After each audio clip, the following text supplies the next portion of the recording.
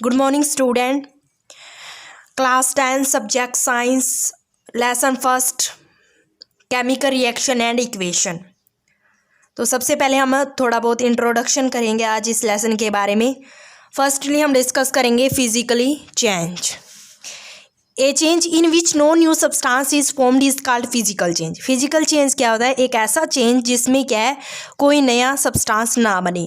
देखो जैसे हमने बर्फ़ को पिघला दिया, ठीक है, बर्फ़ को पिघला दिया तो आपको पता है बर्फ़ को पिघला के क्या बन जाएगा? पानी। और पानी को अगर दोबारा फ्रीज कर देंगे तो हम क्या बन जाएगी? बर्फ़। तो ये क्या है, बिल्कुल टेम्परेरी सा चेंज हुआ है। दूसरा क्या है, एक ये चेंज क्या कहलाता है? रिवर्सिबल। रिवर्सिबल क्या मतलब क्या है? इसको हम दोबारा भी कर सकते हैं। आइस को पिघला के पानी बना सकते हैं, पानी को फ्रीज करके हम बर्फ़ बना सकते हैं, फिर बर्फ़ से पानी, पानी से बर्फ़। दूसरा क्या होता है, इसमें आपको कोई नई चीज़ देखने को तो मिली नहीं, वही पानी से बर्फ़, बर्फ़ से पानी। फोल्डिंग ऑफ पेपर, अगर आप ये देखो पेपर ले रखा है आपने, ठीक है, इसको आप फोल्ड कर दोगे, ये भी टेम्परेरी सा चेंज है, इसको दोबारा कर सकते हो, इसको ऐसे भी कर सकते हो, ठीक है। तो ये किस में ये कौन सा चेंज हुआ? Physical change. फिर आता है secondly chemical change. A change in which new substance is formed. ये एक ऐसा चेंज होता है जिसमें क्या है, कोई न्यू सब्सटेंस बने। देखो ये चेंज क्या होगा? बिल्कुल परमानेंट होगा। अगर आपको पता है कि एक बार लकड़ी जल जाएगी तो वो क्या है, परमानेंटली जलेगी, तो उससे हमें क्या मिलेगी? राख मिलेगी। अब आपको पता है पटाखा क्या है, एक बार जल गया तो जल गया, तो उससे हमें क्या मिलेगी? कुछ ना कुछ लाइट मिलेगी, कुछ ना कुछ साउंड मिलेगी, कोई नई चीज़ मिले ना। जैसे उससे क्या है, कुछ ना कुछ राख मिली, हीट मिली, लाइट मिली, साउंड प्रोड्यूस हुई, ठीक है। हमने भोजन को पकाया, पहले कच्ची सब्जी थी फिर वो पक्की, तो अब हम क्या है, इसको ये चेंज इरिवर्सिबल कैसे हुआ? एक बार सब्जी को पका दिया तो उसको हम दोबारा से वही सब्जी नहीं बना सकते ना। तो कुकिंग ऑफ फूड भी क्या है? केमिकल चेंज है। तो ये बिल्कुल परमानेंट, एक बार लकड़ी जल गई तो परमानेंट चेंज हुआ। और दूसरा क्या है, ये रिवर्सिबल चेंज है। एक बार पटाखा जल गया तो जल गया, उसको हम दोबारा से रिवर्स नहीं कर सकते। जैसे हम लेसन के अकॉर्डिंग कुछ एग्जाम्पल पढ़ते हैं, जैसे केमिकल चेंज कैसे होता है। देखो आपको पता है कि गर्मियों के दौरान दूध का फटना, अगर आप मिल्क को क्या है, रूम टेम्परेचर पे रख दोगे तो गर्मियों में क्या है, दूध फट जाएगा। तो ये भी क्या है, केमिकल चेंज है, क्योंकि हमें दूध से क्या मिला? हमें पनीर मिला एक प्रकार के।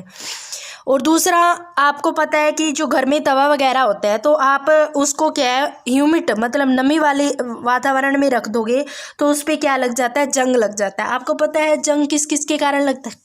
जब एटमॉस्फेयर में ऑक्सीजन हो या मॉइस्चर हो, या कई बार क्या है, मेटल है वो एसिड के साथ अटैक कर जाती है।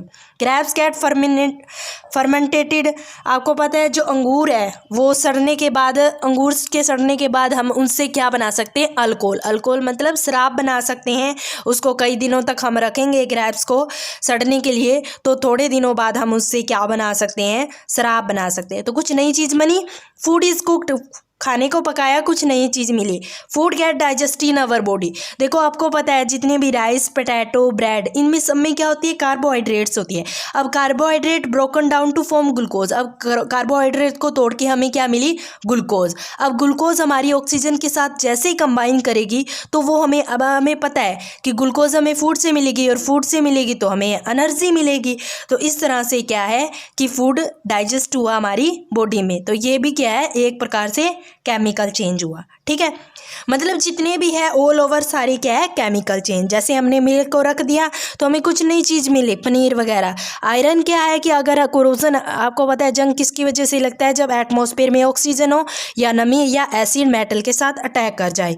ग्रेप्स गेट फर्मेंटेटेड, जब हम अंगूर वगैरह को सड़ देंगे तो उससे हम अल्कोहल भी प्रिपेयर कर सकते हैं। और ऑल ओवर सारे केमिकल चेंज होते हैं। अब हम सबसे पहले डिस्कस करते हैं केमिकल रिएक्शन। केमिकल रिएक्शन क्या होता है? ए चेंज इन विच वन और मोर केमिकल एलिमेंट्स और कंपाउंड फॉर्म न्यू कंपाउंड। एक ऐसा चेंज जिसके अंदर हम एक से ज़्यादा एलिमेंट या एक से ज़्यादा कंपाउंड लेंगे तो उससे हमें कोई न्यू कंपाउंड मिले। देखो जैसे क्या है, पहले सिंपली से देखो, ये बर्नर है, ठीक है। अगर ये हमारे हाथ से हमने टोंग पकड़ा हुआ है और इस टोंग के अंदर हमने एक मेटल ली है, वो मेटल किसकी ली है? मैग्नीशियम की मेटल ली हमने, ठीक है। जैसे ही हम इस मैग्नीशियम मेटल को क्या करेंगे? हीट करेंगे, गर्म करेंगे। गर्म करने के बाद में क्या है, हम एक थोड़ी सी पतली सी तार ही ली हमने मैग्नीशियम की, ठीक है। तो हमने एक स्ट्रिप सी ली है, ठीक है। जैसे ही इसको हम हीट करेंगे तो इसकी जो राख है वो हमारी जो वाइट रंग कलर की क्या होगी, हमारे पास राख हमें छोटी छोटी क्या है, ऐस मिलेगी। तो उस ये वॉच ग्लास होता है एक प्रकार से। तो अब जो मैग्नीशियम है वो रिएक्शन किसके साथ की उसने? आपको पता है कि एटमॉस्फेयर में क्या होती है? ऑक्सीजन, ठीक है। कोई भी चीज़ जलने के लिए आपको पता है किस चीज़ की ज़रूरत होती है? ऑक्सीजन की, ठीक है। अगर क्या है, अब किसी चीज़ को आप जलाओगे तो वहाँ पे हमें किसकी ज़रूरत होती है? ऑक्सीजन। अब आपको पता है जो मैग्नीशियम है वो अब एटमॉस्फेयर में क्या है? ऑक्सीजन। तो वो मैग्नीशियम किसके साथ रिएक्शन करेगी? पहले ऑक्सीजन के साथ। तो यहाँ पे जो मैग्नीशियम है एलिमेंट या कंपाउंड क्या हुआ? मैग्नीशियम ने किसके साथ रिएक्शन की? एटमॉस्फेयर में जितनी भी ऑक्सीजन है उसके साथ रिएक्शन की। जैसे ही मैग्नीशियम ने ऑक्सीजन के साथ रिएक्शन की, उसने क्या बनाया? मैग्नीशियम ऑक्साइड, ठीक है। हमेशा एक बात याद रखना, केमिस्ट्री के अंदर जितनी भी मेटल्स है, चाहे कोई भी मेटल हो, जब भी वो ऑक्सीजन के साथ रिएक्शन करेगी तो हमेशा मेटल के साथ क्या बनाएगी? ऑक्साइड, ठीक है। तो अब हमने मैग्नीशियम की एक स्ट्रिप ली, एटमॉस्फेयर में क्या है, आर पार जितनी भी ऑक्सीजन थी, जैसे ही मैग्नीशियम ऑक्सीजन के साथ रिएक्शन की तो क्या बनाएगी? Magnesium oxide. हमें कैसे पता चले? क्योंकि हमें पता है कोई भी चीज़ को जलाने के लिए हमें ऑक्सीजन की ज़रूरत है। तो मैग्नीशियम की स्ट्रिप क्या है?